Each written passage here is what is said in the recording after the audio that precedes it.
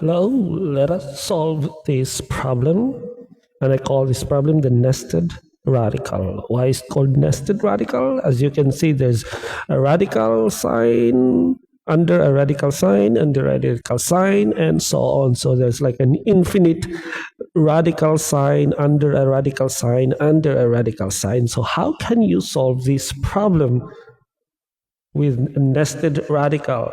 So what we will do is step one is we will analyze it because the expression goes on forever. The part inside the first square root after the first 6 is actually the same thing as the whole thing. So it just keeps on repeating what is inside the radical sign, just keeps on repeating something like this. So it just keeps on repeating like 6 plus.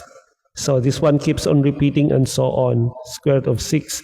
And what I will do is I will let x equal to the square root of 6 plus x. And if I do that, it becomes like this. So this one here, the one inside the radical would become x. So it would be 6 plus x.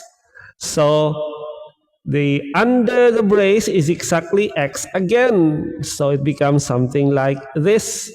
So if you have to simplify it, it becomes like this. So what you will do to solve for the value is you have to square both sides. So from here, you square both sides.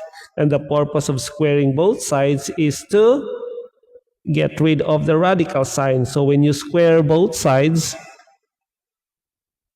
so you square both sides, it becomes like this. X squared is equal to 6 plus x.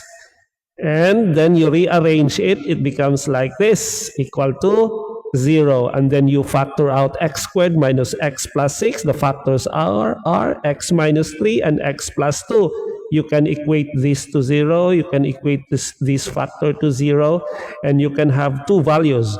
One is x equal to 3. The other is x equal to negative 2. But we don't want the negative 2 because the root cannot be equal to a negative number. Therefore, the final answer would be the positive root, which is x equal to 3. All right? Leave a comment below and don't forget to follow back. Hello, let us solve this problem, and I call it the nested subtraction. Why is it nested? Because, yes, you can see there is a radical under a radical under a radical and so on, infinite radicals under a radical. So we have here nested, and we call it subtraction. So the radicals are actually subtracted. So the first thing we need to do is we will analyze it. So as I've said in my previous video, we have here, since the expression, it goes on forever, the part inside the first square root is exactly the same as the whole thing. As you can see, they're just, so the one inside the first square root is just the same as the second, and so on and so forth. So it just repeats and repeats. So the trick here is we will let x equal to the square root of 12 minus x.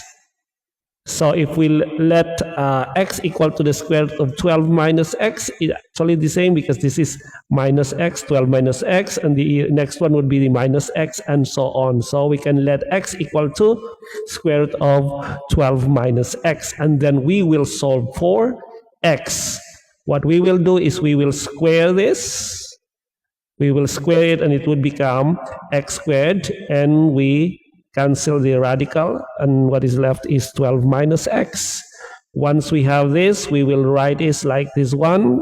It becomes a quadratic equation, x squared, and then we will factor x squared plus x minus 12. The factors are x plus 4 and x minus 3. Here we will equate the two factors to 0. So this would become here x equal to negative 4. And this one would become x equal to positive 3. And the final answer is x equal to 3 because we don't want a negative root. We only want the positive root. So therefore, the final answer is x is equal to 3. If you have some questions, leave a comment below. Let us solve this. I call it the continued fraction or the golden ratio. Why is it a continued fraction? Because if you look at the problem, we have 1 divided by, there's fraction in the denominator, and then we have another fraction here in the denominator, and so on. So there are like limitless number of fractions under a fraction. So it's a continued fraction. And the first step we need to do is, if you look at it, because the expression goes on forever, the part inside the first or the fraction is actually the same as the whole thing. So this is the trick that you need to apply. You can let x equal to 1 plus 1 over x. So you just need to have the fraction equal to x. So it would be equal to 1, and let this fraction equal to x. So we have here, let x is equal to 1 plus 1 over x. It is 1 over x because it is 1 divided by another fraction. So it is 1 plus 1 over x as x. So how would you solve for x if you have this kind of equation? What we need to do is we will multiply, because this is fractional form, we will multiply both sides by x. So multiplying both sides by x, the other side becomes x squared, and here we eliminate the fractional form. What is left is 1 plus x. Now once we have this one, we will solve for x. It is again quadratic in form because it is x squared equal to 0. So what we need to do is you factor the quadratic equation there, and you take the positive root. So if there's a negative root, like x equal to a negative number, you need to reject that number because you cannot have a negative root. So what you need to do is only find the positive root. And the positive root, if you solve for the x there, is actually 1 plus square root of 5 divided by 2, or simply equal to the golden ratio of 1.618. And if you have some questions, just leave your comment below.